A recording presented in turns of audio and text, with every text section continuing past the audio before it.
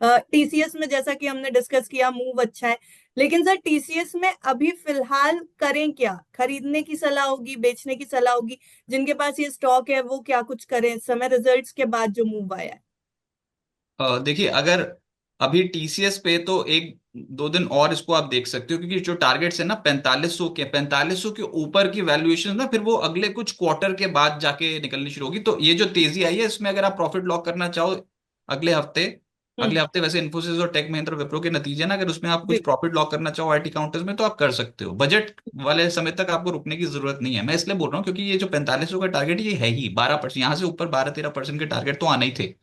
हम्म। तो ये नहीं कि वो इंस्टीट्यूशन कल के लिए ही सोच के बैठे थे कि 4500 आ जाएगा। अभी स्टॉक बहुत अच्छा चल गया है, 4300 पे पहुंच गया है।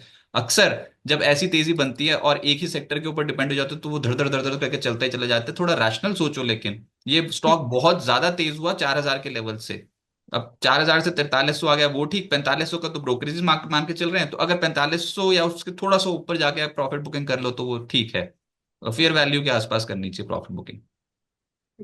सर टीसीएस के अलावा एक स्टॉक है जिसमें काफी ज्यादा वॉलेटिलिटी इस समय देखने को मिल रही है, वो है आईटीआई का स्टॉक। कल लगभग 10% टूटा था, पिछले 2 दिन, उससे पहले के 2 दिन में लगभग 43% चढ़ा था, और आज फिर से ये निफ्टी के टॉप लूजर्स में है। बहुत वॉलेटाइल लग रहा है ये स्टॉक। आईटीआई में क्या चल रहा है सर? इस स्टॉक को लेके क्या करना चाहिए? देखिए, स्टॉक ना लगातार चढ़ा है। आप पिछले 2 हफ्तों का पैटर्न देखोगे तो लगातार चढ़ रहा है। ये इस हफ्ते बाजार ने जो झटका दिया ना उसके साथ साथ नीचे उतरा है। और ये हम्म। स्टॉक कुछ ऐसा नहीं है जिसको आप बहुत समय तक किसी ट्रिगर के बलबूते आप होल्ड कर पाओ। डिजिटल हम्म। इंडिया सरकार का मिशन बहुत बड़ा है, उसका एक बहुत बड़ा बेनिफिशियरी आईटीआई। लेकिन अगर आप फाइनेंशियल्स देखोगे तो वो फाइनेंशियल्स पे अभी तक रिफ्लेक्ट कर ही नहीं पाई है आईटीआई कभी भी। प्राइस टू बुक बहुत ऊपर, और आंकड़ा घाटे का आता है। और ऊपर से कुछ ऐसी वैल्यूएशन जिसको हम जस्टिफाई कर पाए। अब वो चल रहा है क्योंकि ऑर्डर बुक बहुत ज्यादा होती चली जा रही है, वो तो ठीक है, लेकिन उसको एग्जीक्यूट करो, उसके बाद फिर नतीजों में रिफ्लेक्ट करो तब।